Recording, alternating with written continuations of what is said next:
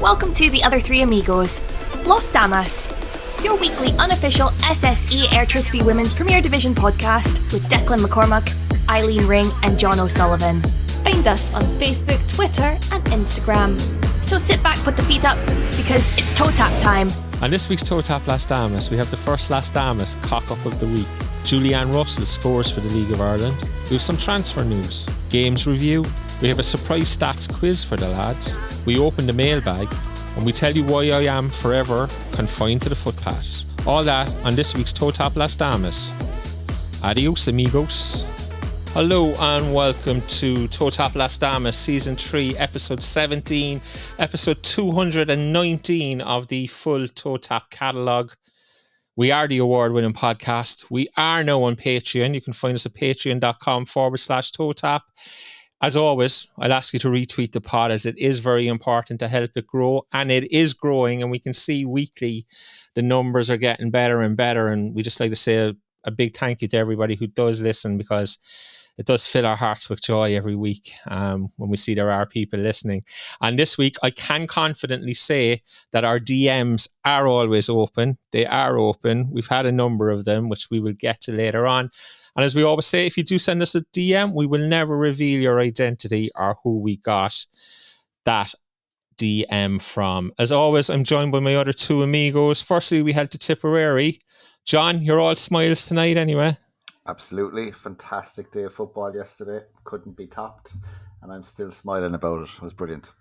Unbelievable. Eileen, you're in Cork, and you had, as well as a Cork City result yesterday, on a personal level, you had a quite fantastic time in Cork Airport yesterday afternoon. I did. A very, very happy 4-year-old who got to meet her number one footballer. So yeah, very good day. And shout out to all the Irish girls who were incredible with everyone that was up there. There's nobody buying into the whole, it was my 4-year-old who was really, really happy to meet Katie McCabe vibe, I personally think I should get some kind of parenting award for not pushing her out of the way, but look, I didn't. So fair play to me. And the opposite side of that, I was tempted to ring social services because the poor child was being marched around Cork Airport in full Arsenal gear for how long, I don't know, but it does seem like it's a crime against humanity. Jersey and everything last night, so God love her. Stuff. That's lovely. Yeah. Well, look, it's great. And as you said, the girls in the Irish panel were fantastic with the people who greeted them. Were there many up there, Eileen, just out of interest? No, there was only a handful up there now, to be fair, but there was another young one, she was maybe 9 or 10, and she's very overwhelmed meeting Denise and Katie, and they were both brilliant with her. They were like, will you please stop crying? And it's lovely. It's brilliant to see, because, they're superstars, and it's only when you see kind of kids and how excited they get, and obviously I was every bit as excited as the children. I just didn't cry, but it was just brilliant. It's really nice to see, and yeah, my child has become a viral sensation as a result. So look, she's fascinated why she's in newspapers and everything else, and she doesn't understand any of it. So yeah, no, they're great pictures in fairness. So, and there's something for her to look back on. So she was in newspapers. Yeah, she's in the Independent and everything today. Sure, yeah. And please tell me the tag in the Independent said, daughter of Eileen Ring, star of TOTAP LAs Damas, Irish Women's Soccer Podcast. No one's, unfortunately, I didn't, Declan. But sure, I'm sure you can send in a letter to the editor. You've a lot to learn about PR, Eileen, I'll tell you that much now. Right, guys, I just need to back up a couple of weeks, because for the first time on Las Damas, we do have the other three Amigos cock-up of the week. So a couple of weeks back, I did credit Barry Scanlon, who was Shamrock Rovers under-19 coach, as being the man on the mic for the co-commentary versus treaty. Maybe that was 3 or 4 months ago, when we all praised the brilliant co-commentary that was given and this tactical analysis that took place during that commentary. It turns out it was actually Keith Coffey and not Barry Scanlon. And in fairness, Barry was the first to give Keith full credit on our Twitter 2 weeks ago, and I forgot to do it last week. So have to hold my hands up and say the brilliant tactician was Keith Coffey, who is Shamrock Rovers under 17s coach. So glad to get that one out of the way and corrected. And I'm sure if they ever give Barry the co-commentary duties, he will deliver just as good a tactical co-commentary as Keith did that day. In other news in Irish women's football this week, Eileen, England 2, Ireland 1. Julianne Russell scored for Ireland with the last kick of the game. But to be fair, like I know she scored for Ireland, she scored for herself, she scored for her family, she scored for little Rosie, but it kind of felt like she scored for the whole League of Ireland. Yeah, it was a really big moment for her personally, and obviously look for the league in general. And it's something in the last few weeks, maybe the league has kind of felt a little bit like the problem child, to coin a phrase. But so it was kind of a nice moment that a player from here scores. And I mean, you only have to go online to see all of her former teammates. Like, no one has a bad word to say about her. I think everyone was so happy for her personally. I was kind of interested in the RTE coverage. I was like, because it was so, obviously the goal was so late. I was like, I'd say Karen Duggan probably crying in the studio, like if they go straight back to her, because they're obviously very, very good friends. And like, she obviously, anytime she spoke about her during the week, she seems to like, she's obviously has a huge amount of pride for her. And they didn't go straight to her. So yeah, I'd say maybe there might have been someone cutting onions in the studio. But no, look, it was a big goal as well in terms of like our goal difference for playoff seedings as well. Like we were really poor in the first half an hour of that game, really poor. We just didn't get going at all. But then after that, I felt they really came into it. And look, a wise man once said there's levels in this game, and there's definitely levels when you're playing against the teams we're in the group with at the moment. Like, and you could see with England, they've been in camp longer. They've another game under their belt because they played the Netherlands in a behind closed doors game, and I think you could see that. But I was actually really impressed for Ireland, some of the like passages of play, and I hope Julianne gets in from the start, because for me, like, she suits the style of play we need to play against these sides in that high pressing game and that high energy game, because she's just going to run all day, and it's not going to be aimless running. Like, it's really, she knows what she's doing, she knows where to press, she knows when to press, and on the other side of it, she offers something when we have the ball. And I think what's really big, and I think what's helped her, is that she's in season, like, which is, there's very few of them in season, which you can see. Like, I think herself and Denise were the two standout players the other night, and they're the two Irish players who are in season. So I don't think that's a coincidence either. But yeah, look forward to Tuesday night, and hopefully a good crowd down the park. Really big occasion for Cork football, I think. And look, if they can, you can kind of look, ideally get a result out of it. I think France are already through, so you'd be hoping maybe they rest some of their starters, because they obviously have an Olympic campaign coming up as well. And look, that if obviously if we could get a positive result, brilliant. But look, that we keep the score down, and all eyes on that playoff then come October, I think it is. Yeah, John, we'll get to Tuesday night in a minute, but just come back to Friday night very quickly. When England scores so early, again, there becomes a real fear that this might go massively, massively wrong. I think we had the same fear in the Aviva the night we played them there when they scored early in that game as well. But both games showed an ability of this Irish side to kind of batten down the hatches, not concede a hat full of goals. I mean, they only conceded 2 now in both games, and there's a lot to take out of it, because as Eileen said, the difference in levels is astronomical, to be fair, you know? Yeah, it is. The English team is just full of household names. They're obviously European champions. They were very, very good. But look, for long periods of that game, we matched them and gave everything. And look, the second goal, it's one of those that it's so avoidable. But again, look, you take the positives out of it. Like, we went toe to toe with England for the best part of an hour or over it. And put aside that 20 minutes, you'd like to kind of think that we ended up kind of with a 1-1 for the hour of the game, where we woke up and kept going. But they were very good. Again, I agree with Eileen. I think Denise and Julianne were brilliant, and I think you kind of would hope to see Julianne start on Tuesday.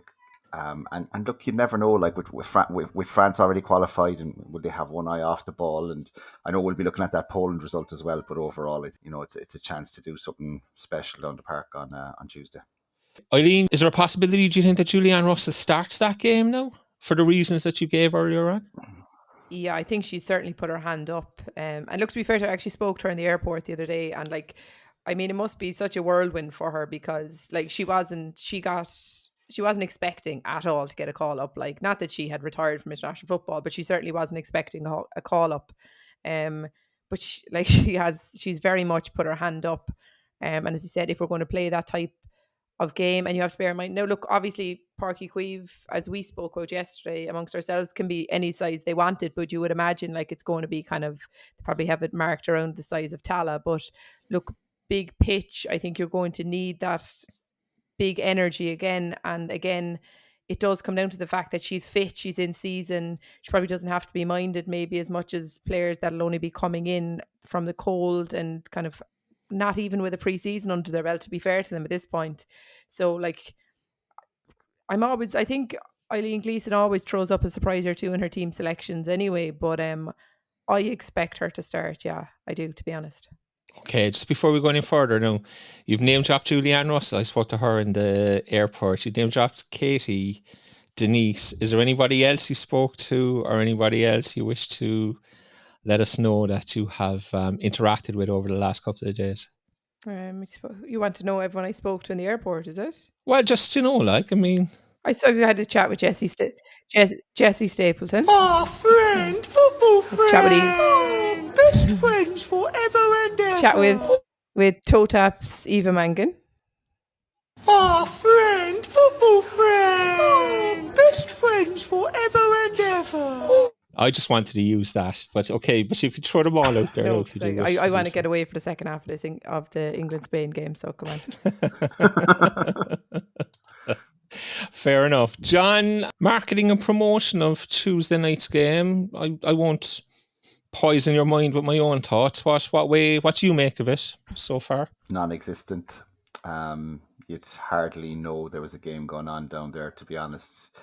Your target market for this has to be people that are likely to walk up or take the opportunity from in around Cork and the city. And like, I was down the game last night in Turner's Cross, and those are people that are, embedded in the women's game really. And all you're hearing from people is stories of, such and such didn't know the game was on, such and such, wasn't sure where it was on, or people thought it was in Tallaght, or people thought it was in the Aviva. And it's not actually been really well marketed or pushed at all from what I can see. And look, the park is a big, two big stands to fill, and it's disappointing really. Could have done an awful lot more with it. Yeah, I really don't know how they expect to sell that one-off jersey if they're not marketing the game properly, to be honest with you, But yeah, look, I agree with you. I think the whole thing's a shambles, to be perfectly honest with you.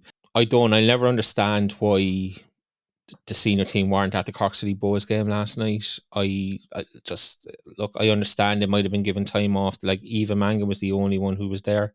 They could have done a lot, not to promote maybe the international, but I think they could have done a lot to promote the league last night. It was live on TV. If there was live shots of Denise or, Katie sitting in the crowd watching the game, I think small things like that can do a lot for the league. And for example, Mark Scanlon was there last night because the game was on TV. He travelled down from Dublin as league director. He's trying to promote this, and he must look around and just think like his international colleagues, his colleagues in the international committee are giving him no help. They're not doing anything to try and promote the game here. Look, somebody might come along and tell me it wasn't possible for the senior team to attend. I think for Eileen Gleeson not to attend, for Colin Healy not. I don't know. It just sits wrong with me. I'll be perfectly honest with you. And as I always say, I think it's time to start, when I give out about the FAI, to start removing the league office from the FAI and distinctly mention each one individually when the time comes. Because if I had my way, I would hold on to the league office. I would cut everything around it out and just pitch the whole of Abbottstown into the North Sea or into the Irish Sea and leave it off, because it's just a complete and utter joke. The international side of it, it's just schoolboys doing their own thing, international doing their own thing. There's no joined up thinking, and to me it always seems like the League of Ireland is the one area that suffers the most because it's getting no support from anywhere, So what do we think will happen on Tuesday night, Eileen? I think France came in, they flew into Cork as well yesterday on a commercial flight. Maybe had their noses a little bit out of joint by all accounts, did they? No, there was actually, I think they actually came in this evening. but their noses right, were okay. lit. Yeah, they came in this evening, but yeah, I think they wanted, maybe they expected a bit more VIP treatment than what they were provided with in Cork Airport. And they wanted chauffeurs and baggage to be collected and such things, but were politely told no. What do I expect? I think we might get a result. I could see us getting a draw down there. As we have established at this point, I am the eternal optimist in terms of getting results, and inevitably I'll be disappointed. But look, I just want a good performance, and I think this group has always been about how do we fare against these top sides. And look, there's no doubt about it. While they've probably underachieved in tournaments, France are one of the best sides in the world. If you look at the players they have, like, it's just world-class players throughout that team, like players who've won it all at club level. As I said, they always seem to falter at international level, whatever the situation is there. But I think it's been a really big learning curve one way or the other for this Irish side, and we could see the level we need to get to, and whether we get there or not remains to be seen. But I suppose time will tell. John, how do you see it going? Oh, we're going to win. Yes. I'm convinced. Eternal optimist too, Mark 2 here. Yeah, no, I think there's a chance that France have their eye off the ball a little bit. Like Eileen said, they've got the Olympic campaign coming up. They've already qualified. There might be a desire to have a look at a few players that aren't playing regularly. That aren't starting regularly for the international setup. So yeah, I do think the new surroundings of the park might add a bit of, a bit of novelty and a bit of bite and a bit of, excitement to people as well. So look, hopefully we put up a good performance. Just the early goals have been a killer all the whole campaign. Just avoid that, and I think the longer you can keep the crowd behind you and frustrate the French, more chance you have of picking them off. Yeah, I'm like John. I think we might win it as well. I could see us. It's like 114 to 10 points or something like that, I think. Would you stop, Jesus? We definitely have an advantage. Right, we'll move on. Eileen, transfer news, League of Ireland, Women's National League, SSE Airtricity Women's Premier Division transfer news, I should say. Kate Mooney joined Shells.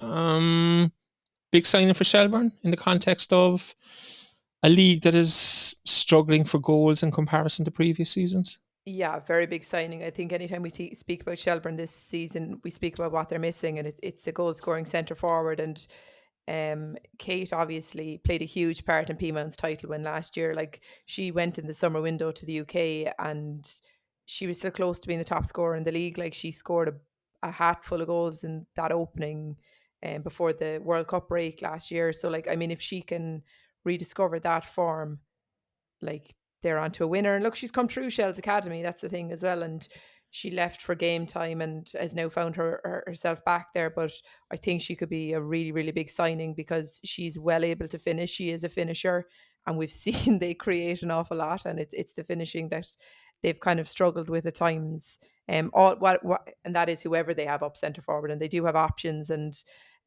look, she's kind of, as said, cut her teeth at other clubs, and she's also played professionally in the UK now. So yeah, I think it's a brilliant signing by them. What about Emily Corbett is one that fascinates me, Eileen. Have you heard anything? She's still, I don't want to use the term homeless, but she still hasn't been signed anywhere yet, No, she hasn't. I actually did mean to make a few inquiries during the week, and I completely forgot until you just said it.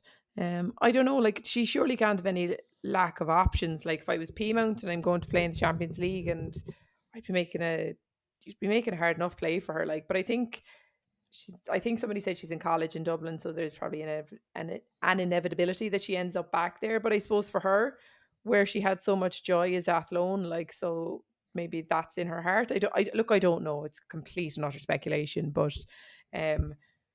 you would think one way or the other that surely she'll, when we're back after this week off, that things will become a lot more clearer. I know, did Ken say in his interview yesterday he expected Athlone to add, for Bose to add, and in the DLR game yesterday, the commentators there alluded that they might have a few more to add. So I do think, like, it's not done yet. So I think maybe in the next kind of 10 to 14 days, we'll see an extra few additions at a lot of clubs. Okay, that's interesting. So you're kind of expecting that Emily Corbett might end up back at that loan. So Well, no, I've pretty much put my eggs in every basket. I said a Dublin club or Athlone. So I expect her in Turner's Cross now as a result. Yeah. I was just speaking in Turner's Cross. And John, I'm sorry, I do apologize to you, but Eileen is the one kind of who knows this stuff more so than you and me. Oh yeah, no, I'm only finding stuff out of Eileen. yeah. The Saoirse Noonan sweepstakes seem to be in full flow, Eileen. Obviously, Saoirse can go back to England. I'd imagine she probably has options in Durham, but Cork City, Shelbourne, maybe, I don't know, do I want to say Treaty might be involved or not? Because I really don't know, but I suspect if there's a good player available, that Treaty are probably in the mix as well. Douglas Hall, she's been training at Douglas Hall, Declan. I wouldn't like to see them being so easily written off by you there. I do apologise to everybody in Douglas Hall. Yeah. No, look, I mean, the reality is with Saoirse, obviously, look, she trained with Cork City last week. Cork City have a photographer at all of their training sessions, it appears, and a picture emerged for training. I think it was fairly common knowledge. Obviously, she hadn't been announced at this point in Durham's re-signings and stuff. So, look, it's a small community, so people will know she's home, and they'll know she's not signed at the moment for Durham. I do believe she has an offer on the table from them. And I think other offers in the UK as well. But of course, she'll be linked with Shelbourne. She had a huge amount of success there. She is a Cork girl. So the fact that we're doing well, I suppose the fear with Cork City always is that she's going to have better offers financially elsewhere. And you would expect Treaty to be in the mix. Ciara came on here at the start of the season and openly said like they've contacted nearly every Irish player they could. So I would fully expect Saoirse to be contacted when she's there and available. So I guess we'll see again that bit of movement in the next 2 weeks where it is like she's going to be a player who never lacks for offers. And again, P-Mount Champions League. The only thing is that she's kind of been there, done that maybe. So yeah, I think it'd probably be between the three you've mentioned. And look, Douglas Hall might just have to forfeit this one. But if she scores a winner for Douglas Hall now against Cork City, I'll be delighted, to be honest. Okay, right. This time I'm going to ask you to nail your colours to the mast. Where does Saoirse Noonan end up? Back in the UK. Back in the UK, says Eileen. I just wondered, you know, like, okay, to be fair, and like, I think what's happening a little bit with is like football, and we're seeing it in the women's game more. It's a giant game of chess, essentially, isn't it? And players can get offers from other clubs, and then that'll push up an offer from another club and things like that. And that's the way it has to be played, because like players know themselves, A, their career is short, and B, clubs will kick you out as soon as look at you like. So they don't have any massive degrees of loyalty to clubs, because clubs have no loyalties to them realistically. So I think she'll end up back in the UK. I just think if she has offers over there, it's a little bit soon for her to come home. But that's just my personal opinion. I'd obviously love to see her. I'd love to see her back in a City shirt. I genuinely would, but I just think she's a young player, and I know she's very ambitious. So it wouldn't surprise me to see her back in the UK. Okay. Is there any other piece of transfer news you want to deliver to us? Anything I've missed? Anything you're sitting on, eager to get off your chest? I saw Becky Casson in Turner's Cross last night. Oh yes. So yeah, I just saw her. Right. Like. Interesting. So. Interesting. Yeah, another interesting one. Stay tuned. Speaking of Turner's Cross last night. Right, okay.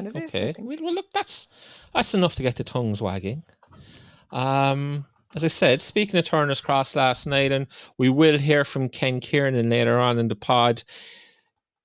I spoke to Ken after the game. We put out his piece on the match on our Twitter channel. So if you haven't heard that is available on our Twitter channel. You can go have a listen to that there. But we did speak to Ken about other topics as well, and we will hear from him later on. As I said, this is becoming a habit. No, there's always something happening after a game. And I was sitting here doing up the doc, guys, and I kind of said, do you know, maybe it's not the clubs and maybe it's not the individuals, but maybe it's time to look inwardly and say, maybe it's TOTAP, or more importantly, maybe it's just me, you know. Maybe all these things happen because it's me. You know, that's probably the most likely outcome. But having finished my interview with Ken Kiernan in Turner's Cross yesterday, I was approached by a member of Cork City staff and told that any future interviews that TOTAP wish to conduct with opposing managers, opposing players.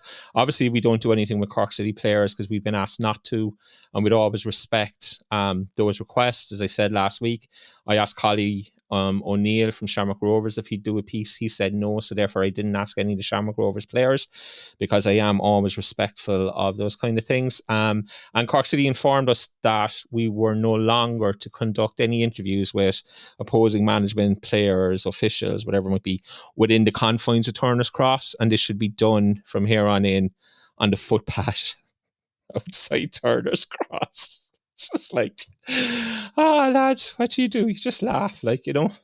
Cork City won a fantastic game, 90th minute winner. Everybody's going ape shit, and the biggest thing concerning them is who am I speaking to? Why am I speaking to them? But more importantly, where am I speaking them to? Where am I speaking to them? I don't know what to say. As I said, it doesn't bother me. I can stand outside on the footpath and talk to anybody else. I do believe I can stand in Turner's Cross, and if somebody agrees to speak to me and we're both adults and they agree to do an interview, I'm not sure anybody can move me from within Turner's Cross, but it's not even an argument I really want to have now because I just don't have the heart for it anymore. But it's fair to say, Eileen, when the news was delivered to you, you also threw a few in Cork City's direction and you were a little bit annoyed by what was said. Yeah, I was really annoyed. I think I said it was pathetic, because that's what it is. It's absolutely and utterly pathetic from Cork City Football Club. They want you now to go out and look. I suppose, to be fair to Cork City, they've shown nothing but disdain for the women's game anyway. Like, they don't particularly care about it. They don't show any respect to the women's players. The only players in the country that don't get a penny towards them. There's talks of win bonuses. They've a load of wins. There hasn't been a bonus come their direction. So I suppose it's in fitting with where they are and how they feel and how they view the women's game, that they now expect people to do interviews out on a curbside. So fair play to them. Look, for a long time, obviously, I rarely go to Cork City men's games anymore, which is funny. Like, this is a club that's, like, for people that don't know, my father's a founding member of. Like, it's been going to games since they played in Bishopstown, and I actually don't feel welcome in Turner's Cross anymore, and I probably have never even voiced this to you. And I probably get upset now over it. I don't particularly want to get upset. So I don't really go to men's games. I genuinely don't feel welcome. And I think that's really sad. I still go to the women's games because I have a season ticket, and I think the women deserve the support. I was thinking about bringing my young one to the FAI Cup game, the men's game at the weekend. I was like, why would I bring my child into this environment? Like, it's so pathetic. Like, we had a great person involved with our club for a very long time, John F. Kennedy, and I often think of him at times like this, and how would he feel in moments like this, and he sees what this brilliant community club, this club that stood for so much and that offered so much to so many people, has become. And you know, it's genuinely upsetting. As he said, look, it is what it is, and if that's what they think of it, but it's not my football club anymore, and that's a really horrible thing to say. And someone said to me in work today, how well the young one had an Arsenal jersey, not a Cork City jersey, and I was like, because I actually feel more welcome over in North London than I do in Turner's Cross, and that's a disgusting thing to say, but that's the truth, and that's what we've become. And as I said, we're here doing a podcast talking about the women's game. Like, we're not trying to go into press conferences, men's press conferences or anything like that. Like, we're literally trying to promote a game. Or, like, there is good people at Cork City Football Club. I'm not saying there's not, and there's people that do a lot more and above and beyond, and there's some brilliant volunteers there doing everything unpaid. And as you said, we're there trying to promote the women's game, and it's impossible. And you can't talk to Cork City players who we know listen to the podcast. You know, I know they'd love to interact with us. I know they would, and they deserve to be given a platform where they can be interviewed after game, and that's taken away from them. And that's taken away from them over what? And people can talk about there's an agenda against X, Y, or Z, but there's no agenda. There's an ego, and that's what we're dealing with. And an ego it's a dangerous thing, and it's a sad thing to see what my beloved football club has become. And as he said, look, I thought I'd get upset. I didn't get upset because I'm too angry to get upset.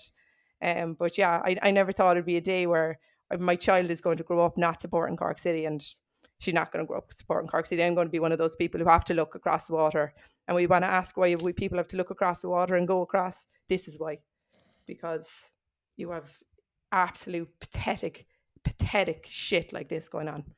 And that's kind of my opinion on it. And I don't know what you have to cut or you don't have to cut, but It is what it is. And if people want to meet me, I don't want to meet anyone from the club. I don't want to hear what you have to say because it's petty, it's pathetic. Get your heads out of your arses. This is Cork City Football Club. It stands for something. We're supposed to be a community club. We're not supposed to. There's nobody that comes in that gate is the shit in people's shoe.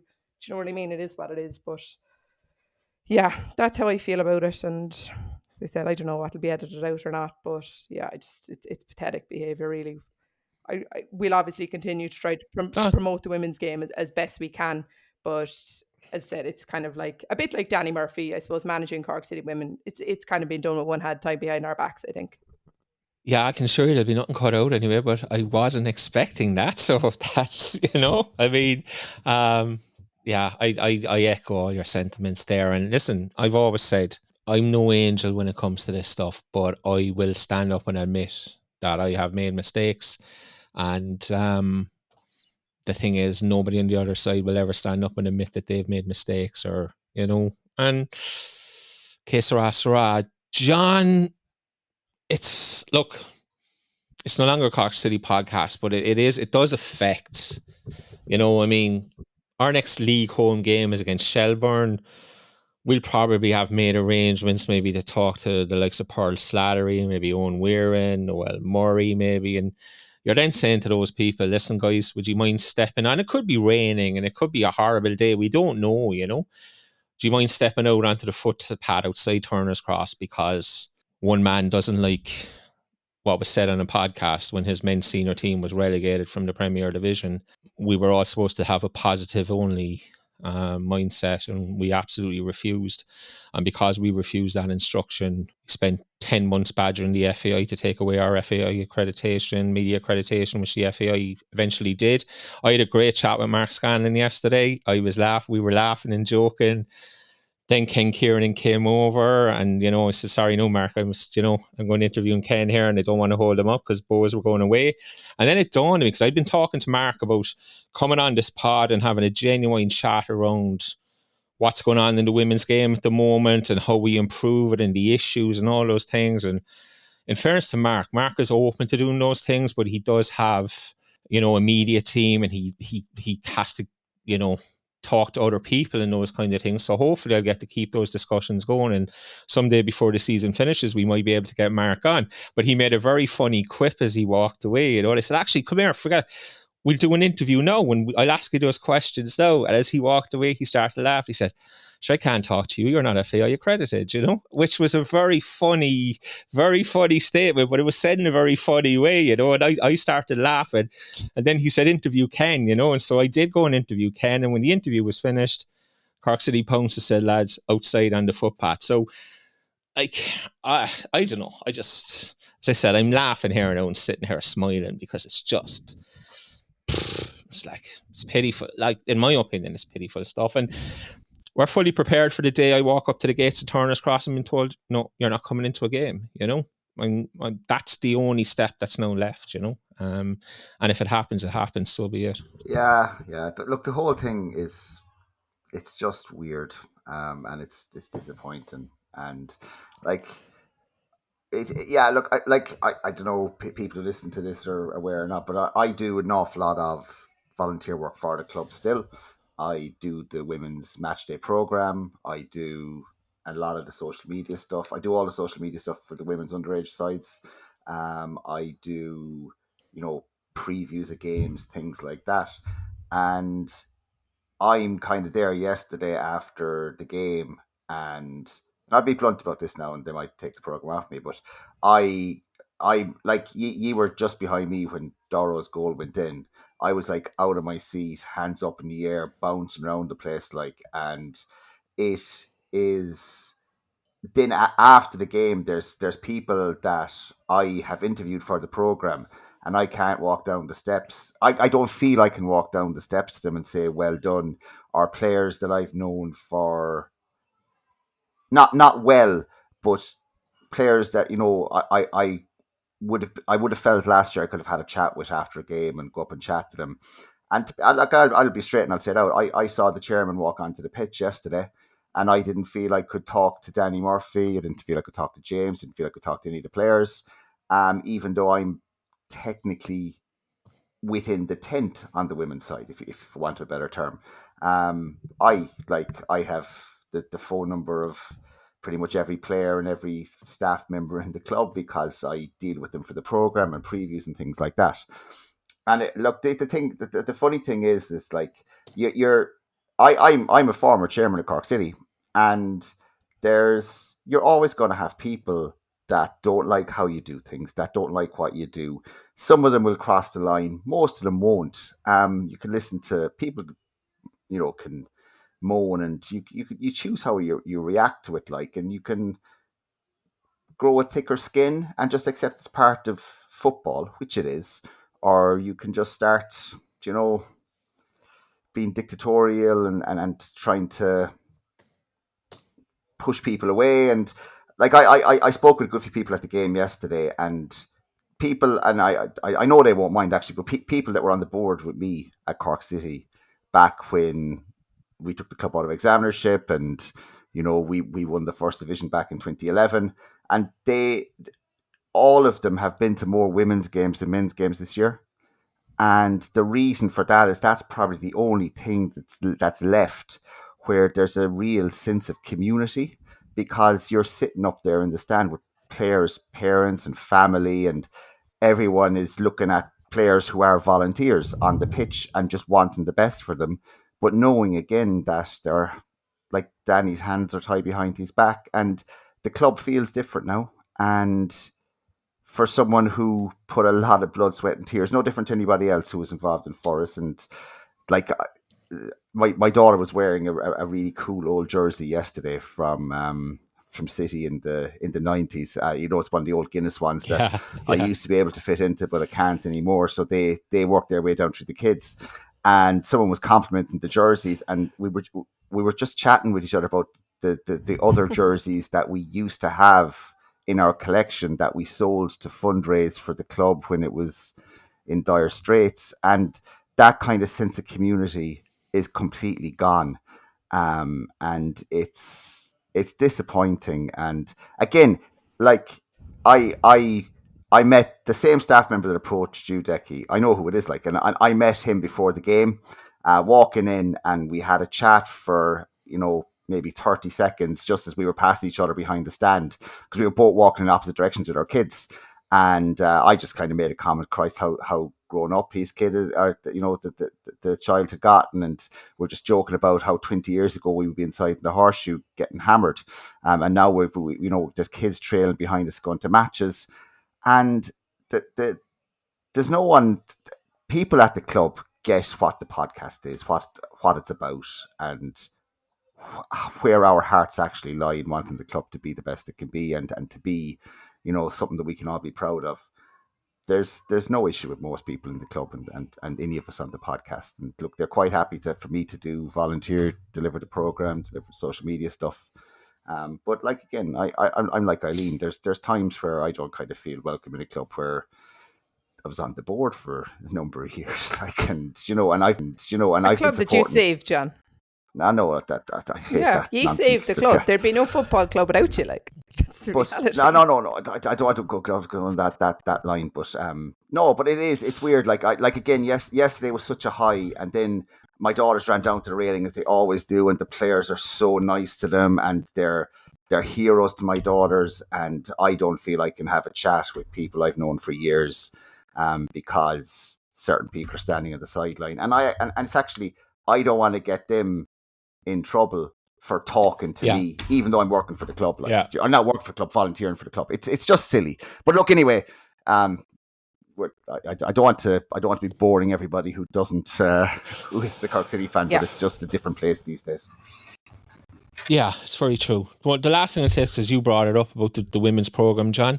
The program went out on Saturday. There was 3 thank yous on the club tweet that went out. There was a thank you to John O'Sullivan, TOTAP. There was a thank you to Donica Noonan, TOTAP. And there was no thank you, because I'm not sure anybody knows, to the other TOTAP member who sits in the background and does all the artwork and the graphic design and everything else. So there's 3 members of the TOTAP, 6 or 7, who actually put the women's program together and put it out.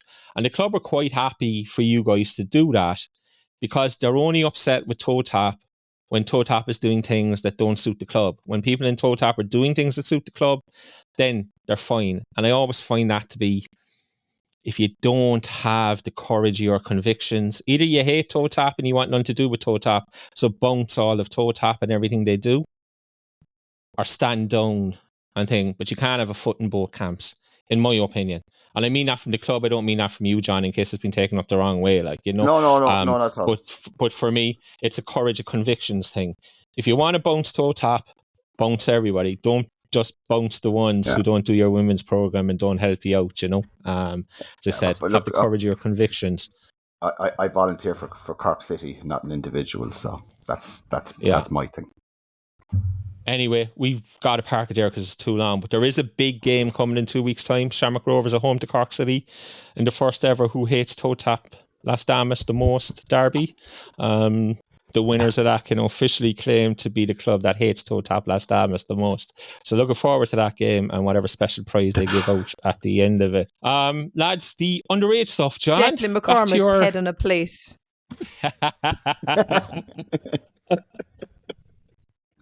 Well, come here. Remember when I said that about Ryan Brennan? Bring me Ryan Brennan's head on a plate. And Shelburne retweeted it after they beat us 2-0 and he'd scored twice in Turner's Cross and everything else. And Ryan Brennan came on and gave us a load of shit afterwards. And we all just laughed and went, yeah, Brad, no bother. And I actually became quite good buddies with the media guys in Shells after that, because there was a whole story about that pod being cut up and put into the Shelburne players pool or into the WhatsApp. And, you know... who was the manager there at the time? Ian Morris, yeah. Ian Morris going ape shit and wanting the pod taken down and wanting Shelburne to ring Cork City to get it to... All I said joking was, you know, we were brutal. It was the first division. We were getting hammered week in, week out. Look, lads, we hate her. Bring me Ryan Brennan's head in the plate. And I said it laughing and joking, and, you know, but Shelburne took it brilliantly, and it's still a thing to this day, you know. Yeah, but I actually just a really quick aside on that. During I know we'll come to the game later, but during the commentary of the DLR Treaty game yesterday, there's a period in Kiernan, I think it's Declan, isn't it? Where we're chatting amongst each other, and they were talking about how Declan went down to the Markets Field and he helped out with their scoreboard. And the point of it, there was a couple of minutes there where they were actually talking about how people, like, once you cross the white line, everyone involved in women's football in the country wants to win. But behind the scenes, everyone knows that if another club is suffering or if the league as a whole isn't successful, you're at nothing on your own. And people really do help each other. And the atmosphere around it, most people take all this stuff with a pinch of salt. It's just good natured and everyone's willing to help each other out. Yeah. Just that's the thing. Absolutely. Like, there's a bigger community there than just at any one club. Yeah. Right. Anyway, guys, the underage stuff this week, the first round of games in Tier 1 of the Under-17 League were played. So the Under-17s have now broken into a Tier 1, which is the top 8 from the earlier group stages. And then you have a Tier 2 North and a Tier 2 South. So in the elite level, Tier 1, it was Wexford 2, Bohemians 4, Athlone 4, Shelburne 0, Treaty 2, Waterford United 2, and Cork City 0, Shamrock Rovers 6. In the Tier 2 North, Sligo Rovers 1, Longford 1, Galway 3, Dundalk 1, Drogheda 3, Finn Harps 0, and Tier 2 South, Cove Ramblers 1, DLR 3, and Bray Wanderers 0, St. Pat's 4. So we will keep an eye on the Under-17s, especially the elite level Tier 1, in the coming weeks. In the Under-19s, we're still in the Cup.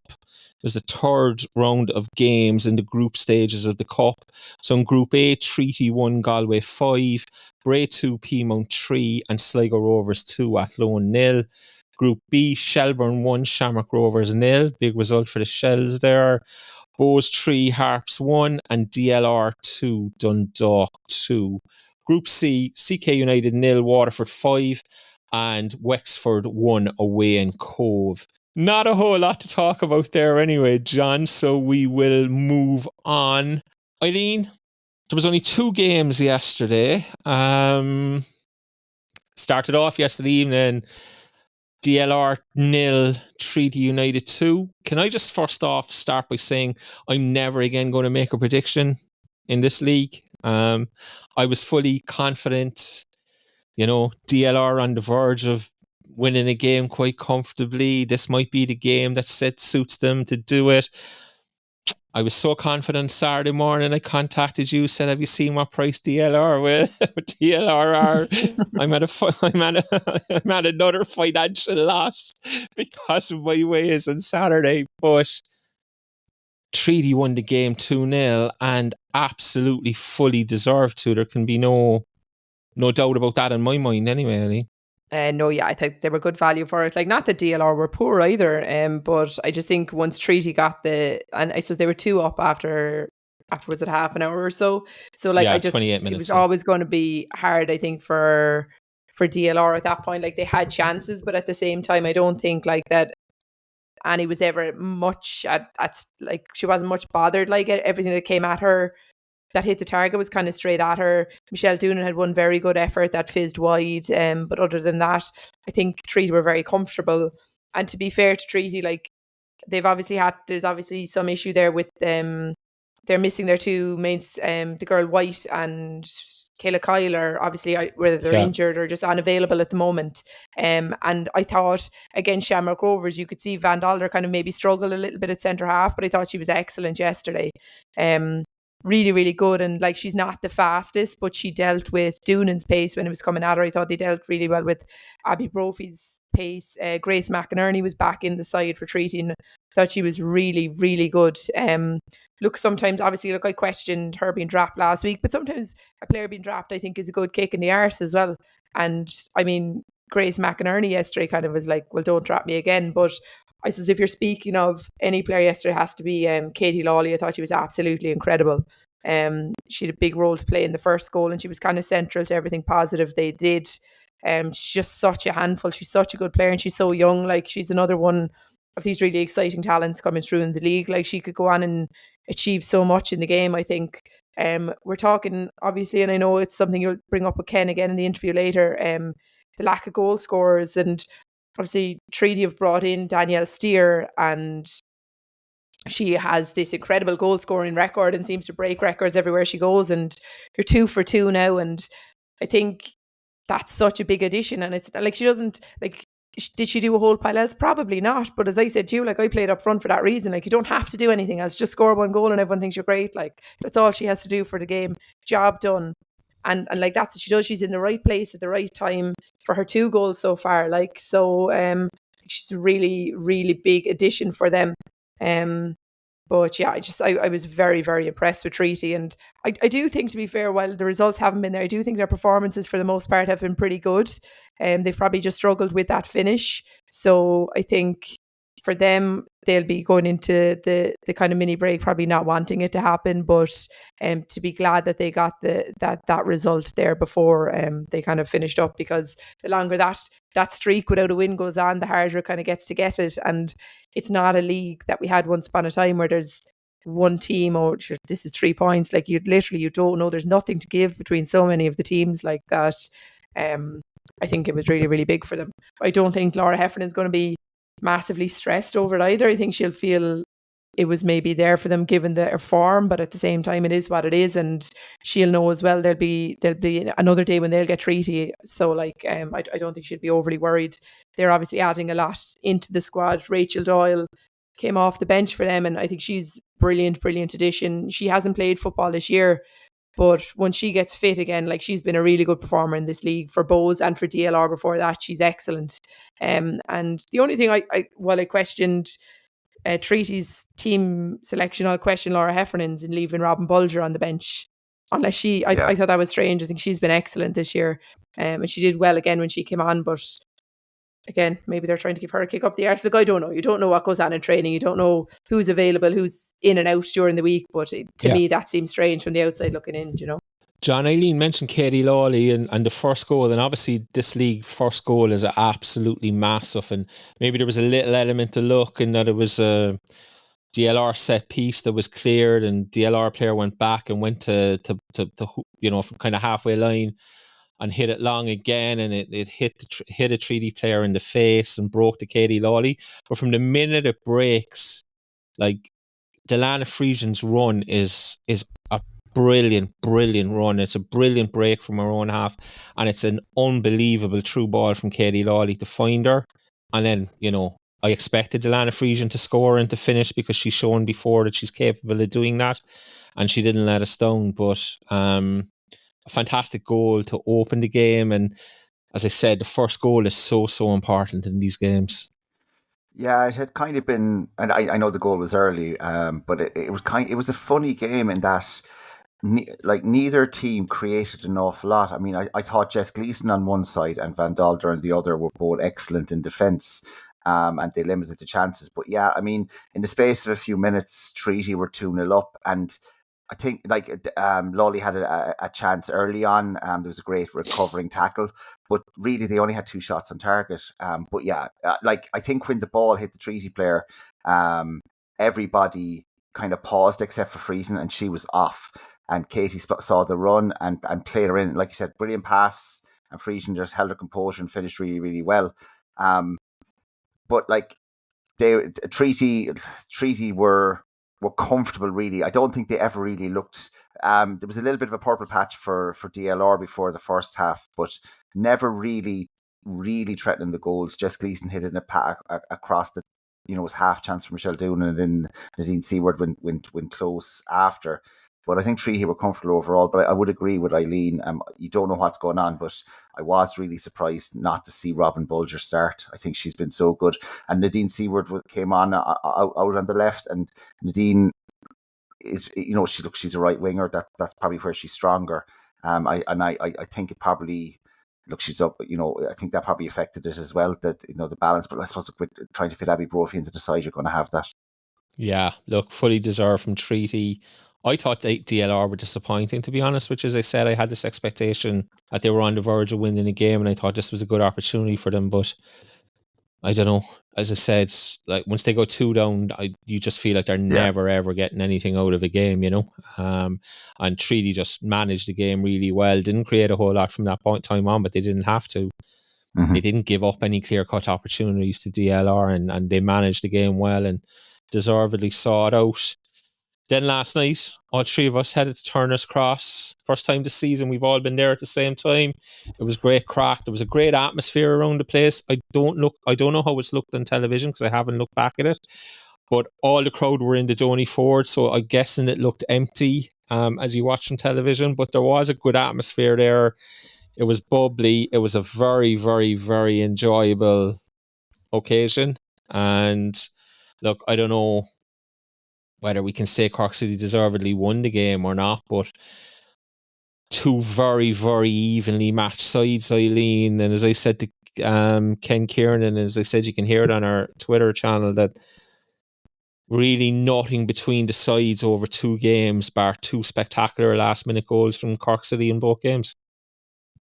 Yeah, I think yesterday was that kind of real tale of 2 halves, wasn't it? Like, it was all Bows really in the first half.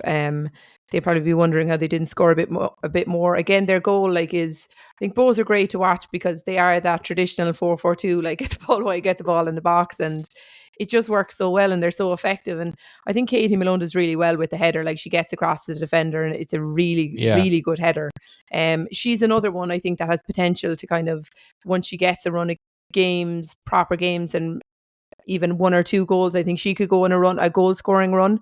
The type of football Bows plays will play into that kind of goal scorer's hands, I think. But they even came out at the start of the second half, and maybe the first couple of minutes in the second half, they still looked on top. And we brought on Groylick and Chloe Atkinson at half time, and they completely changed the game. And look, I think a few people got on to me after the game last night and they're like, you're always on about Darrow and how good she is. And they kind of saw it last night, because it's not just how good she is, but it's how good she makes everyone else around her. And I thought Orla O'Mahony was very, very good in the first half, but I think we saw a side of Orla yesterday we probably haven't she was an attacking force, and she's obviously a very, very young player, but I think was very aware that we were going to lack that little bit of someone pushing forward in the absence of Eva, and she took that upon herself, and she had a few very, very good efforts on target. And on another day, like, the keeper will spill them and Colleen would be there for a tap in, and I hope we can see that from her a lot more going forward. But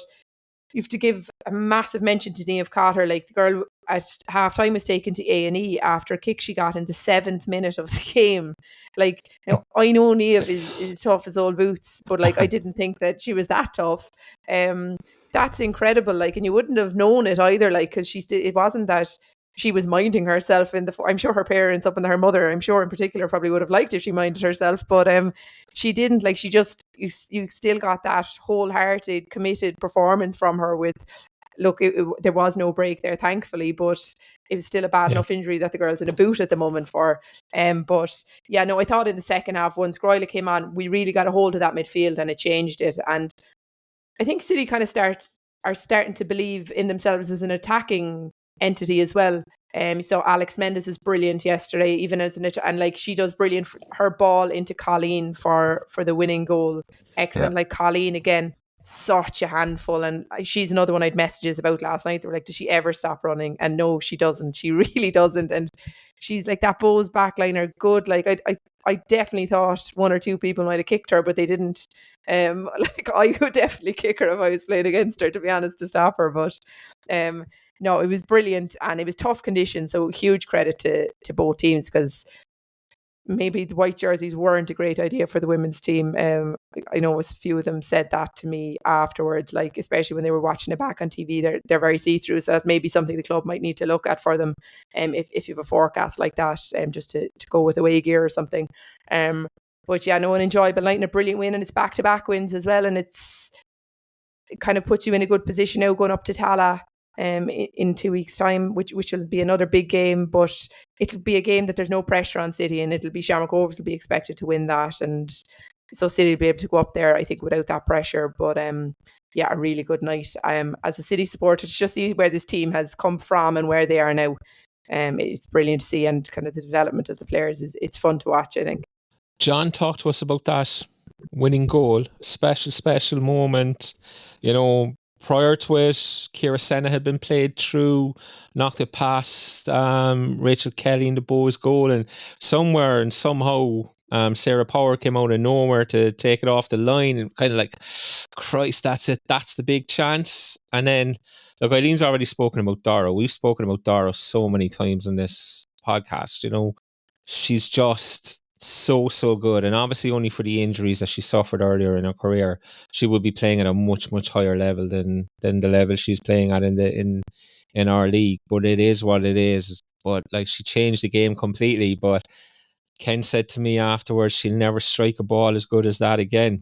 But it doesn't matter. She struck it last night. It flew in, took the paint off the underside of the crossbar, and we won 2-1. That's all that matters.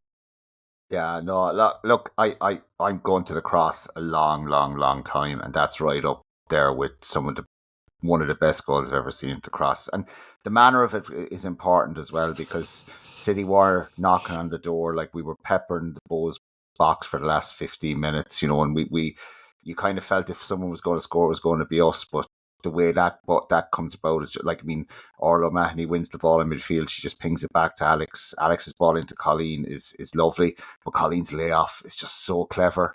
You know, it's just like a little flick of the shoulder, chests the ball down. But like, the strike is just unreal. Like, we spoke about it at the time, like, when it leaves her foot, you think, oh, that's going over. You know, that it's she's almost hit, you know, like that old commentator's nonsense of she's almost hit it too well. But it just absolutely, like I said, takes the paint off the underside of the crossbar. It hits the net. Like, it was just, like, and the place erupted. It was brilliant. Like, and you can see the reaction. Like, it was the thing that the game was on TG Cahir, and you've got different angles of it as well, and you can see the reaction of the bench, and you know, you hear the shout from the crowd. Like, it's kind of. Yeah, look, it's a really special moment, and look, I'm just delighted that my two girls were there to watch. Like, you know, that's a goal that you'll take with you forever. It was brilliant. Yeah, finally, Eileen, Danny Murphy. Like, how's he doing what he's doing with the provisions he's been provided with? I mean, it's. I'm always a big one when it comes to manager of the year discussions and things. And I know, look, if Ken Kiernan wins the league, he's going to be manager of the year. If Owen Weirin wins the league, he's going to be manager of the year. Likewise, Phil Trill. But I'm always looking down the league for guys who are doing jobs that are just way outside what was expected before the season starts. And like Danny Murphy is, I don't know how he's doing it, and I've no problem saying this because I believe it. It's my opinion. That whatever Danny Murphy is doing with the squad he's put together, he's doing it in spite of Cork City Football Club, not because of Cork City Football Club. Yeah, I think we're very lucky as Cork City supporters that we have a manager who loves the football club, who knows exactly what the football club should be about. And I think he's probably hung around because of that, because I think for him as a manager, it must be really frustrating. You see every other club kind of putting investment in. I know people at Cork City will tell you they're investing in the women's club. They're not. They're paying what has to be paid. There's a very big difference between investment and paying what has to be done to run the team. And I think it must be really frustrating because he can see the players that he has there. He could see the ceiling some of these players have in terms of where they can reach in the game. And it's going to be hard to keep them as there's money in the game here.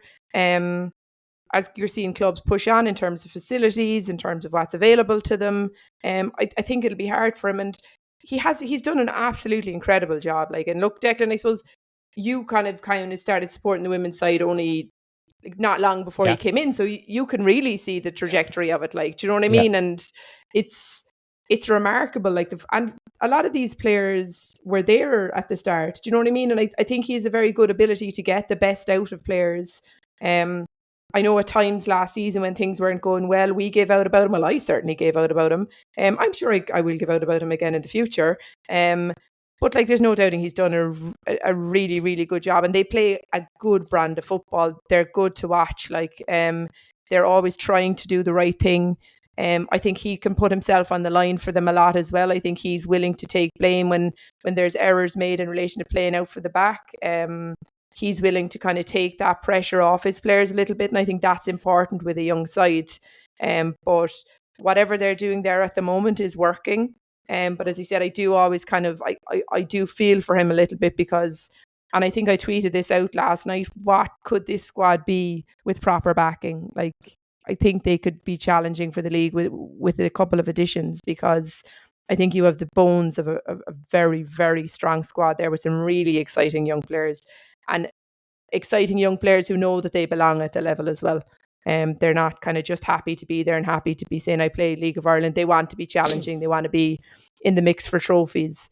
I hope we can get to the point where the club will step up and give them that backing. I don't think it's going to take an awful lot. I think it's little gestures. It's a little extra in a budget, because right now he doesn't have any budget.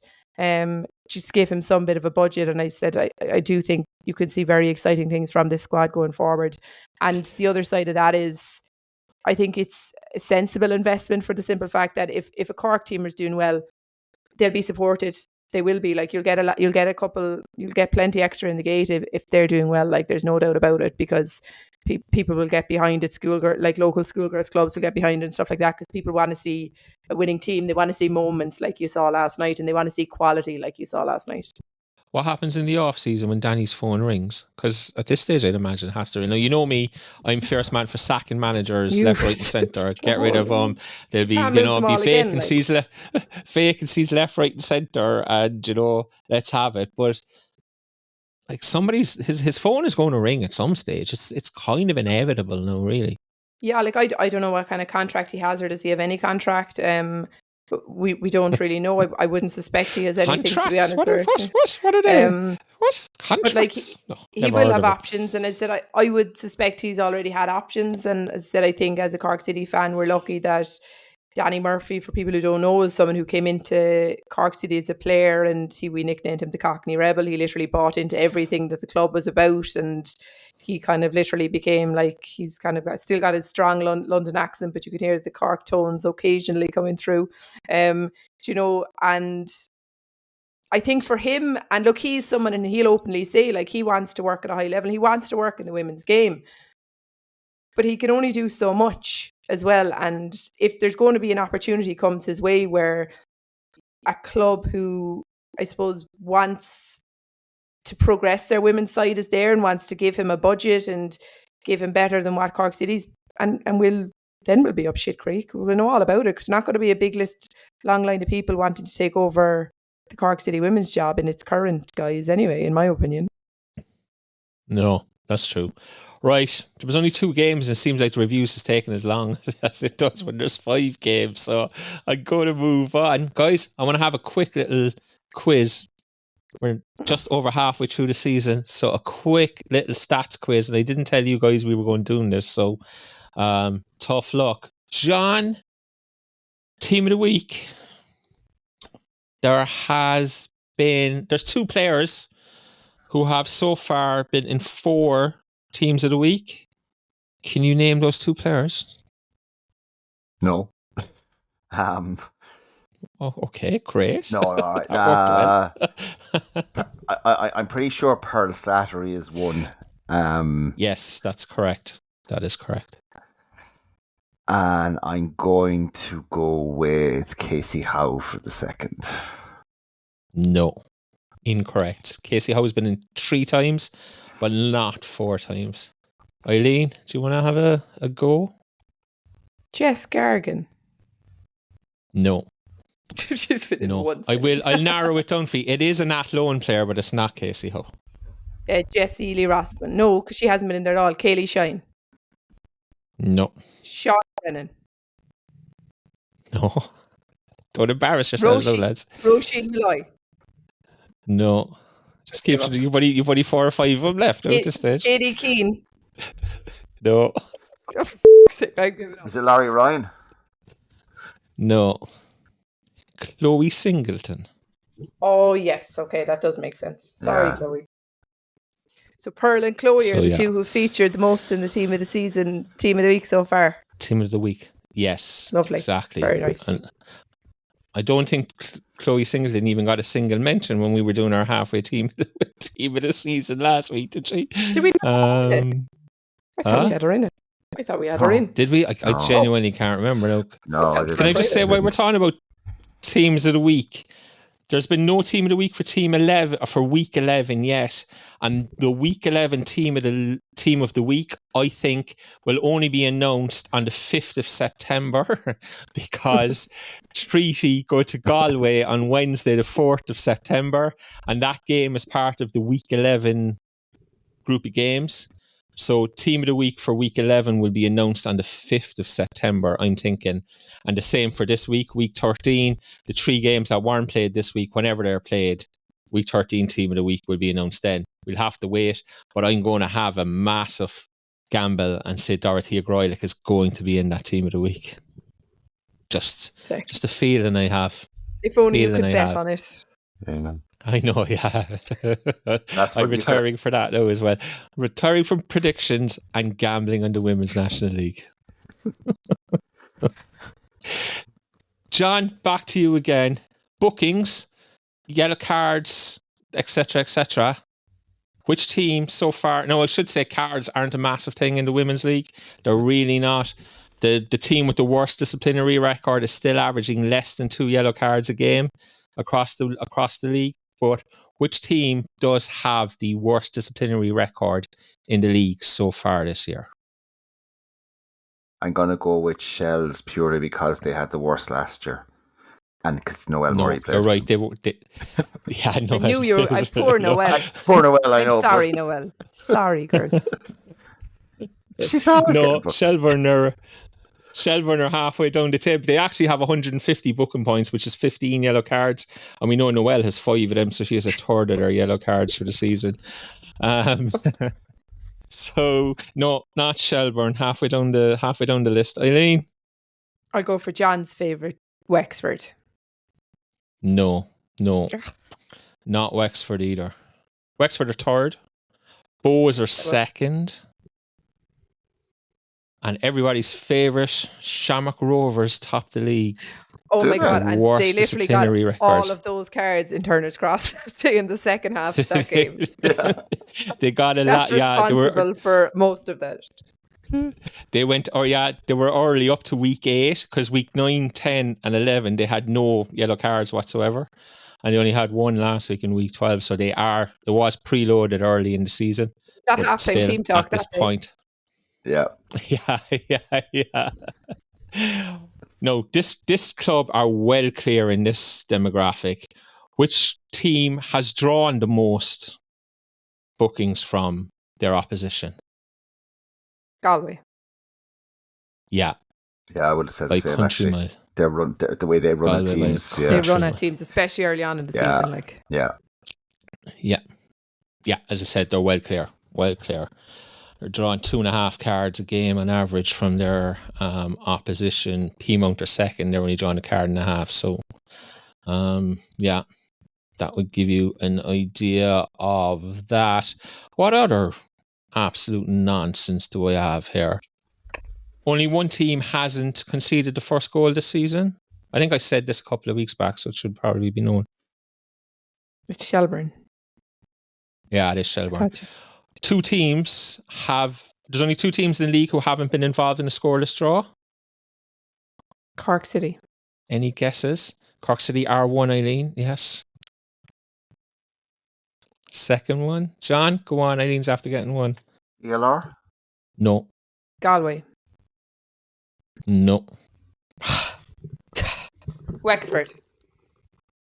No. DLR I have give been up. involved in 1. Lads, Athlone, league leaders. No scoreless draw yet this season. Like you're, Yeah, you have the answers in front of you, like. Stop do giving you us know what I the mean? shade. Like it's easy But, like, when the answers yeah, are but, printed like, in front of you, Declan. Like, I can also say that I'm probably the only one in the country who tracks this nonsense in the oh first yeah, place. well, Like, so, absolutely, without a shadow of a doubt. Like, you know, there's nobody else is going to know this shit. Go on, last one for the crack.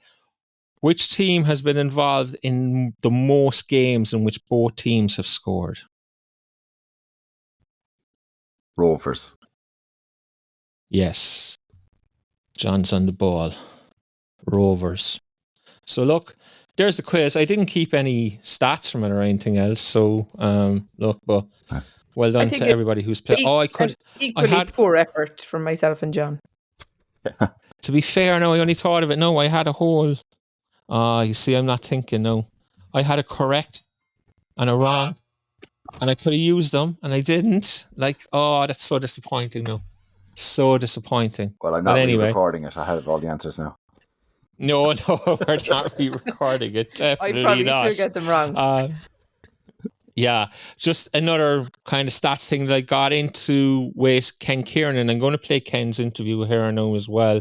But I spoke to Ken, and this year we're on track for there to be about 80 less goals scored in the league this year than there was last season.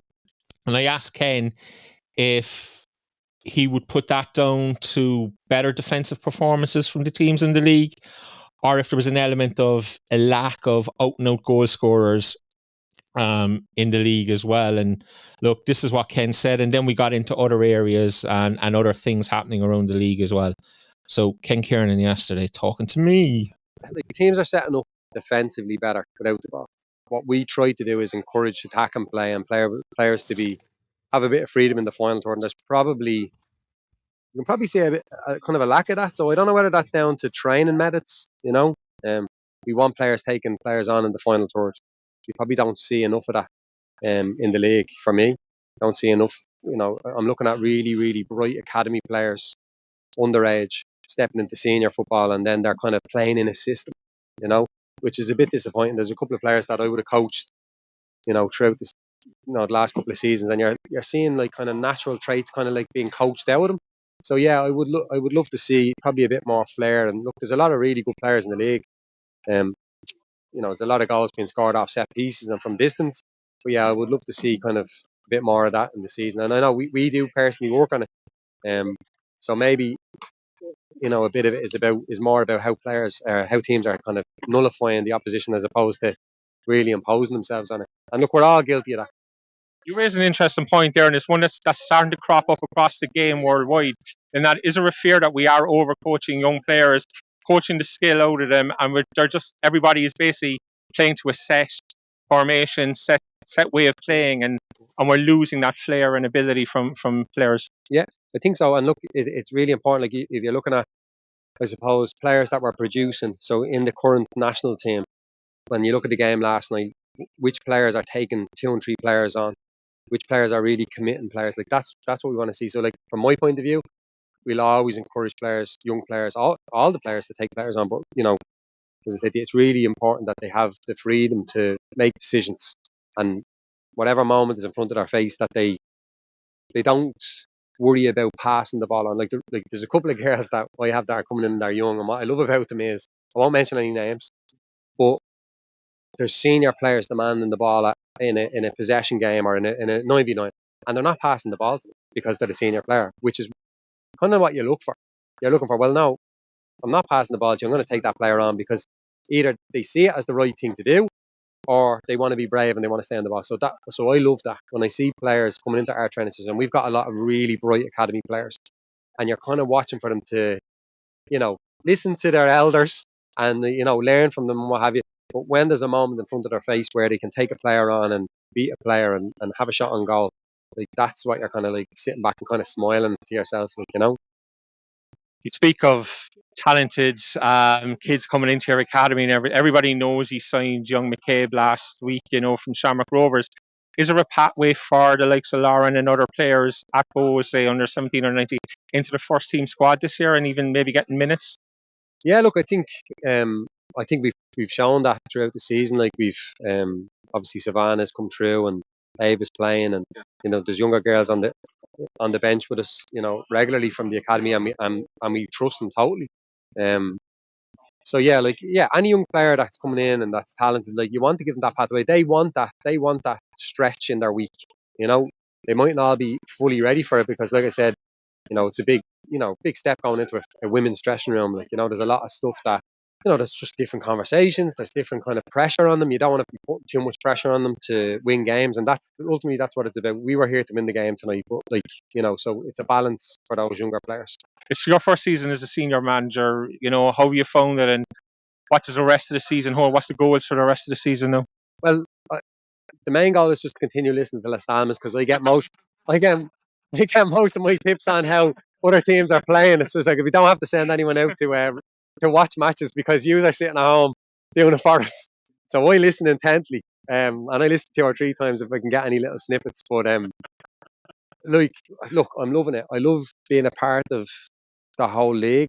I love the people that are in and around the league. I think we need to do probably a little bit more for our, the teams in the league. I think there's little things that kind of frustrate me that I see.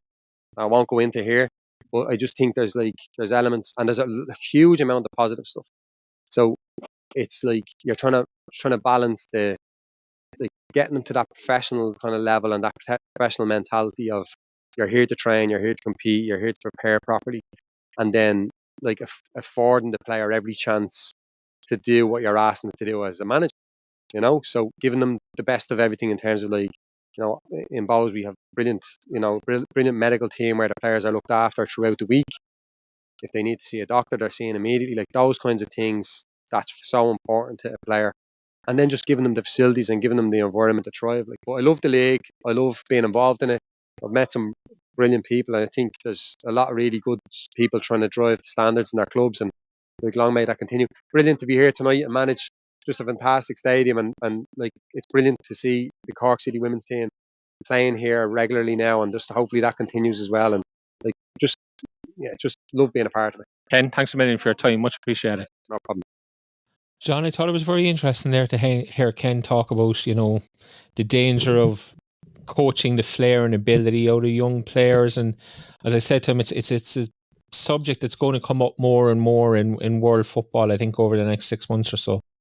Yeah, it's funny actually, when I was listening to that, I was reminded I did an FAI course recently, and the person presenting it was one of the points he made was, he asked people on the course to name out, it was more on the men's side, but people that could dribble the ball that were having internationals, and we're producing fewer and fewer, and a lot of it is because coaching now is pass, and it's move the ball, and yeah, there is a risk that everyone will end up coaching in a 4-2-3-1. Everyone will end up coaching, trying to emulate Pep Guardiola, trying to emulate gegenpress or whatever it is, and you end up coaching the dribbling and the decision making, which is key out of young players. So, like the way that look, Ken, like that's what he describes there about like young players not passing to senior players in training games. I mean, you love to hear that, like, because they're coming in, they're playing and making their own decisions, and you don't want to lose that. I mean, look, for all the talk about how Pep Guardiola is a fantastic manager, there's a lot of players that left Man City because they couldn't deal with how structured and rigid his formation and his style of play is, and it looks very fluid when it's in full flow, but that's based on basically almost on maths and where everyone has to be at a given time, and it doesn't actually allow for much individual flair, and that's part of the reason, you know, that maybe someone like Jack Grealish hasn't been the hit there that he has. So I know I'm going off on a tangent now, but yeah, it's brilliant to hear that, you know, that he's letting young players come in, make their own decisions, you know, see what their game is actually like before he's trying to impose anything on them. No, he's a top man, as Ken, friend of the pod. Yeah, friend of the pod. Eileen, should coaching courses just be abolished? No, I don't think they should be abolished, but like I do think like coaches are becoming a carbon copy of each other, aren't they? It's just like there's, and look, he touched it there, and John touched it. I don't need to go into it too much, but like there's kind of one way, like football's the joy of football. Like we played so many different ways, and so many different ways can be effective. And I said we just don't want everything to be exactly the same. It just becomes very, very boring, even from a spectator's point of view. So I wouldn't say abolish coaching courses, but I would say for coaches to use their own minds and don't just, as said, kind of learn by rote and say this is what works and this is the box, so everything must fit in it. I don't think there's I think that's a dangerous road for football in general to be going down. Yeah, fantastic. Listen, thanks a million. I would have loved to push Ken a little bit on some of those subjects, but he's waiting to get on a bus to go back to Dublin. So look, hopefully next year I'll get him on the footpath outside earlier and we can have a decent chat about things. Guys, we're not going to be here next week because there's no games to review, etc., etc. So we're going to take the week off. Before we come back, there will be a couple of games. We're not going to preview these now because they're kind of too far away. There'll probably be new players in place with the transfer window and everything else. But the two All-Ireland, Avenir All-Ireland Cup semi-finals are taking place on Wednesday the 24th of July. Shelbourne home to Shamrock Rovers, Wexford at home to Galway. Eileen, in 2 words and 2 words only, give me both the winners of those ties. Shelbourne and Galway. Okay, that was 3 words, but I'll allow the and in the middle. John? Shelbourne and Wexford. Shelbourne and Wexford, my oh my, there's a surprise, huh? The following Saturday then in the league, Shelbourne will play DLR at home, Bowes will play Sligo, Treaty will play Wexford in Limerick, and Peamount will play Athlone. And as I said, that's the day of the big We Hate TOTAP LAs Damas, the most derby in Tala, when Shamrock Rovers will play Cork City. Guys, all that leaves us with is the mailbox, and this week we're going to go with a special, what we call Commie Watch on the men's pod, but you know, it's basically the Russian version of Postman Pat. Почтальон Пэт. Почтальон, почтальон, почтальон и черно-белый кот. Только день начнется, Пэт с утра проснется, горожанам письма повезет. Почтальон, почтальон, почтальон и черно-белый кот. Okay, I better stop it because there's about 2.5 minutes of it there, and there's something very catchy about a Russian version of Postman Pat, it has to be said. Okay, guys, we've nothing publicly, but we did get a few DMs, but I think we have covered a lot of it. There was stuff there about defensive prowess. We covered that with Ken. There was one, John, that we did touch on earlier, but I will just come back and read it out very quickly. Surely the FAI in Cork City should have put more effort into advertising the City Bows game this week, especially with the international match on Tuesday. There should have been a big crowd in the Cross, even give away tickets to fill the place and showcase the league the week of a big international. If they want to back the women's game, both the FAI and the league need to do more. Personally, I'd kind of flip that a little bit, as I said earlier on, and I would flip it into the FAI should have had the women's national team there, and there should have been a whole buzz around that and photographs of Denise, I said, and Katie, and, you know, Megan Connolly and the rest of them in Turner's Cross watching this game and build it out that way. But look, the listener's point is still fundamentally correct, I believe. Yeah, no, but I do tend to agree with you. Like, I'm all for criticising Cork City when I think they do something wrong. But I think in this case, you have a televised game and you have the entire international women's setup in Cork. Eva Mangan was able to make the game, and I know, look, she's a Cork City player, and she obviously, you know, wants to be there to support her teammates when she can't play. But it did show that it was physically possible to make it. So it's just a shame that we didn't have, you know, even Eileen Gleeson on for 3 or 4 minutes at half time in the match on Tisha Caher. And if you were able to advertise that you had a couple of the players were going to attend the game or something like that, the crowd would have been trebled maybe. And I know the players probably would have been plagued, but sit them in the VIP section and they can be waving to kids and stuff like that. They don't have to be, you know, a constant stream of people coming up to them looking for autographs. But yeah, this is a case of, you know, like you said earlier on, different parts of the FAI helping each other out. And I think this one was with the FAI's international department, to be honest. Yeah, they could have came and sat with myself and Eileen. We would have looked after them, no problem whatsoever. And I do think there was an expectation from both the league and Cork City that the international side of the FAI were going to ensure that a certain number of players at least made the game. Fortunately, it didn't happen. So, que sera, sera. Eileen, I referenced this last week and I said I was going to leave it until this week. And I'm a man of my word. I said I was going to reach out to Treaty. We didn't get anything official back, and that is absolutely cool. I was at the Shamrock Rovers game. Look, I was approached by a few people. There definitely was murmurings of discontent around Marcus Field in regards to the formation of the squad and the team on the day as well. I think there was only 2 of the Irish girls started. So look, we got a few, but this is the one I think kind of touches on it best. I'm really worried and frustrated as a Treaty United fan, going on home and away trips for both sides with the women's side as of late. No wins since the Cork game. No, obviously they won yesterday, to correct that. And the side seems to have stalled. Yesterday, 2 Irish girls started. That was for the Shamrock Rovers game, with only one being from Limerick. I think the whole Canadian flurry has been a negative.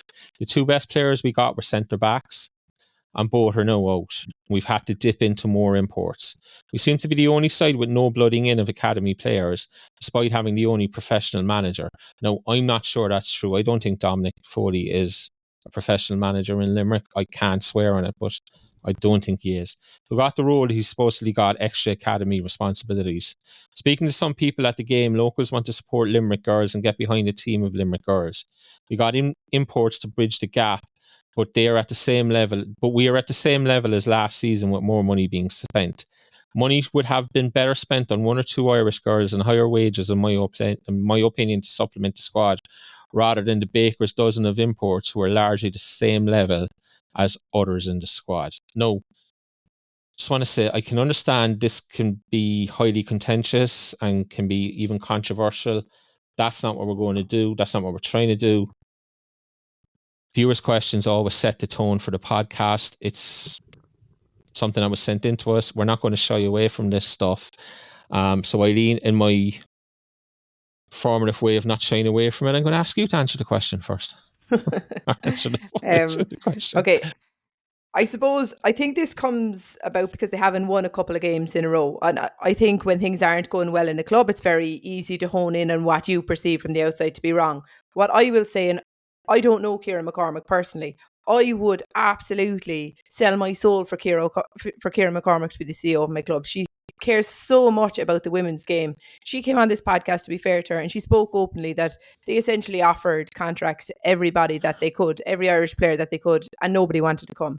You have to bear in mind, and not being disrespectful, but Treaty's been an absolute shit show for the last few years.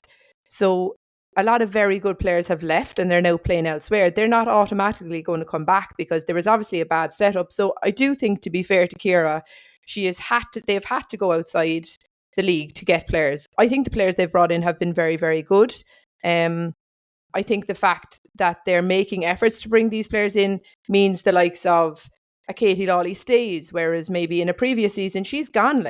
And you have to bear that in mind. It's about, again, I get they're saying there's not players coming through from the academy, but I'd say their academy is on the younger side. So it's probably maybe too soon for them to come through. I think what you're going to find is you're going to have to be patient if you're a Treaty fan in terms of seeing more Limerick girls there. I do think that will come, but the senior setup had to be right for those Limerick girls not to be going to the academy in Galway or not to be coming down to Cork or over to Wexford or anywhere else. So I think fundamentally what they're doing there is correct.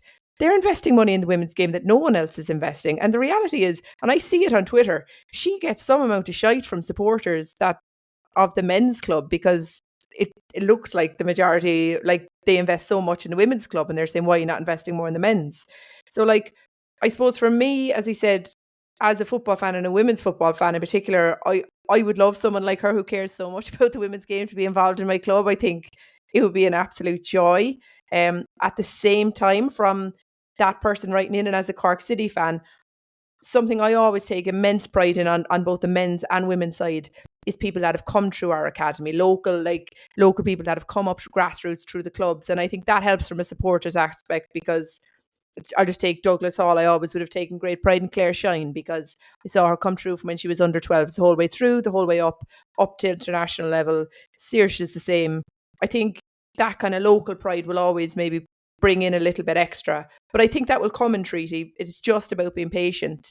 You probably, as I said, I think that person has emailed in at the run of a bad few weeks. I think if Treaty had won 4 of those games in between, it's not a conversation, because success ultimately will kind of cover, I suppose, every issue people have. But yeah, I certainly don't think, I get why it's going to be a controversial point, but at the same time, we want people to interact with us as a podcast, and we have to interact with what comes in once it's not too outlandish, regardless of what people think of the opinion that comes in or the opinion we give.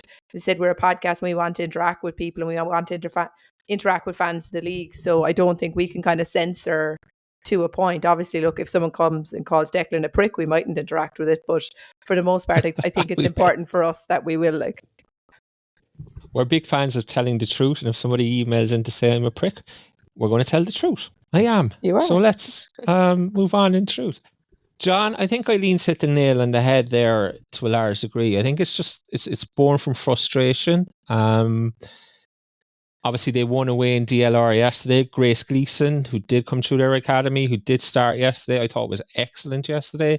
Obviously, Katie Lawley came through the academy. But when you look at the players that have come through Treaty and have moved on for, as Eileen said, because basically they couldn't keep them.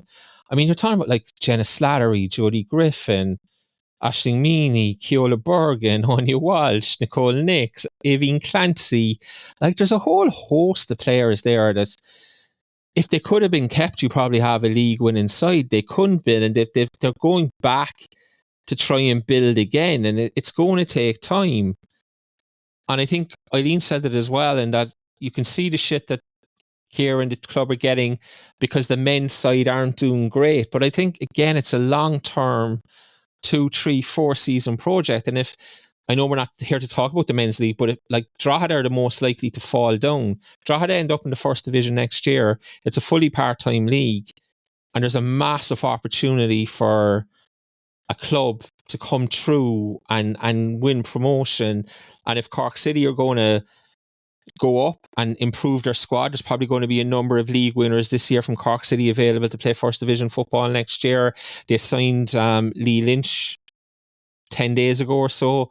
To me, Lee Lynch isn't a signing for the last 10 games of this season or whatever it is. Lee Lynch is a signing for next season to go do something next season. So I can see the wheels turning there, understand the points being made and where they're coming from, but I don't think I can buy into it, to be honest. No, and I think the line in the message, and look, everyone's entitled to their opinion, but the line in the message that Treaty are at the same level this year as they were last year is ridiculous, to be honest. I think they've improved hugely this season. And look, like if you go back to the last pod that we did last season, we were a lot like, you know, I suppose we were crying out for experience to put around the young Cork girls that we had in the squad, and we've managed to retain the bulk of the girls that come through the academy. Part of that might be geographical. Part of it is obviously the people that are involved in the academy and what they instill, and a lot of it now is Danny and the fact that we're more competitive. Treaty and ourselves haven't been competitive for years, and we've been the bottom two year on year. And look, you called out the list of players that Treaty have lost from their academy sides, and the reality is, and look, everyone knows, like I kind of keep a close enough eye on the comings and goings in the underage leagues, and Treaty at the moment aren't competitive at under 19 really. So to expect that group of players who actually are young to come in and suddenly be capable of playing in the women's Premier Division, it's unrealistic. You're always going to have a few that are exceptional that can make the step quickly. But if, like to Eileen's point, if Ciara's McCormick and Treaty have gone out and made offers, and let's assume they've made offers to Evine Clancy, Jenna Slattery, all those, Ashley Meany, all those players that you've mentioned that are that are from Limerick and around it, and if they've said no, what else are you going to do? Then you have already gone to the pool of Limerick girls that are there, and you have to go further afield. They've brought in exceptional players: Van Dalder, Friesian, Steer. Now Olivia O'Toole was brilliant yesterday, but they will eventually, players of that caliber will eventually bring younger players through. And Eileen's point is absolutely right. Katie Lawley is gone if those players haven't come in. Like I remember a few years ago, Michaela Lawrence is down at Wexford now, was probably one of the best players at Treaty United, and she was 17. And if she's a player that has ambitions to play international and things like that. And look, I know the family because Michaela's from Cashel, and like one of the things I said, her dad said to me at the time was kind of, look, I know she's one of the best players at Treaty, but she's 17. Should she be one of the best players in the club where she is? She needs some, who's helping her to develop. We've had this conversation about Eva Mangan last year, about Eva being so young and not and still learning her own game in some respects and having to bring other players and still being the person other people have to bring along. Now you've got Colleen in there, you've got Doro in there, and that kind of player going in there is vital to bring your own players on. And the fact of the matter is, if they're not going to come to Treaty from Ireland, like would people be more comfortable if they were French or English or Scottish or whatever? Like, but the fact that Ciara's contacts are in Canada, that's where they're coming from, because those are players she knows and she can research and she can talk to someone and say, what are they like? Look, I think, like Eileen said, if they've won the last 4 games in a row, no one is complaining. Like I would be delighted to see the investment that's going into the Treaties women's team in Cork, and the quality of player they're bringing in consistently. Because it will, in the long term, pay dividends, and people have to be patient with these things. You can't go from being bottom of the league to top of the league in a season. And there aren't enough players in Treaty in their underage and around Limerick right now willing to play for the club who can bridge the gap to them being successful. Yeah, I mean, I remember what Dominic said to me in the interview last week, and that when he was in Belgium, he moved 45 minutes down the road and it took him 6 months to settle. They're bringing players halfway across the world. And no matter what way we think, there just wasn't the calibre of Irish player willing to play for Treaty. Treaty had their hands tied. There's nothing they can do. And they've added Danielle Steer because she had relationships with existing, Treaty players. And that's how it works. And Steer has 2 goals in 2 games. And that looks like one that could long-term be very good. And she said that she's looking to settle down in Limerick long-term and stay there long-term. So, look, you've both said it. I think when a club is investing heavily, especially in the women's game, it's ridiculously harsh to criticise them. It's just, in my opinion, it just doesn't, like, I know, I understand, but as I said, I think the frustration comes from a lack of results. And as Dominic said, the performances were there that just weren't probably getting the results that they deserved. They got them yesterday. I'm financially less well off because they did, but I'll forgive them for that. And hopefully we can all move on, and I'll stop crying and moaning over losing a couple of quid. But yeah, look, I mean, it is what it is. Yeah. You guys have both said it. Yeah, I'd love Kieran McCormack involved in Cork City as well, because we all know her heart is in the right place, and eventually it will pay dividends. Guys, I think that's about it. Is there anything else we need to speak of? Anything you need to get off your chest before we go? Anybody want to say hello to happy birthdays? No, I would just like, on behalf of the three of us and the league in general, just to wish Charlotte Breen well in her recovery. Obviously, look, to be fair, you've seen Treaty have said videos, Galway have, the Irish under-19s, like, everyone's sending videos. We sent up a couple of bits in the post to her. So I think, like, it's brilliant to see the league has really gathered around to support one of their own on her recovery. And look, we look forward to seeing her back at games in Peamount or wherever else it is, because they're likely to show up at any game, in fairness to the two of them. Brilliant supporters of the league. Just to wish her the best on behalf of the three of us. Yeah, here. Yeah, absolutely fantastic, and echo those sentiments from everybody in TOTAPs. Eileen, you mentioned the under-19s. We didn't even get a chance to chat about it. It's too late to do it now, but just to let people know, those games. Forgot. Those games are on the RT Player. First one is Monday, so probably be over by the time the podcast comes out. But all 3 games are on the RT Player if people want to watch them and tune in. And it's a tough slog for that team, Eileen, going out there, isn't it? Yeah, I think it's a really, really horrible group. Yeah. I was watching some of the England game earlier on, like, they were playing Lithuania and they absolutely hockeyed them. But yeah, like, you couldn't have picked a worse group, really. But look, best of luck to the girls. It's an incredible achievement to even get there, and I think it's brilliant that we can watch it as well. And I hope people do tune in, because look, these are all players from our league, so just support them, obviously, if you can. Yeah. And that's what I was going to say. Okay, they've got a horrible group and it is unbelievably difficult, but there's only 8 teams qualified. Lithuania qualified as hosts. There were 7 teams qualified. So you can't argue that no matter what results are garnered out there, you are one of the best 7 teams in Europe, and that is an achievement in itself, Massive. And just to finish it off on, and it's a really, really somber note, but obviously, look, it'd be remiss of us to not mention young Zara Murphy, who passed away playing up in Louth over the weekend. May she rest in peace, and just condolences to all her friends, her family, her teammates. And it's an incredibly tragic thing to happen. And as I said, thoughts and prayers of everyone involved in football up there, because really difficult time for them. Yeah, absolutely. And on that note, we shall say adios. Adios.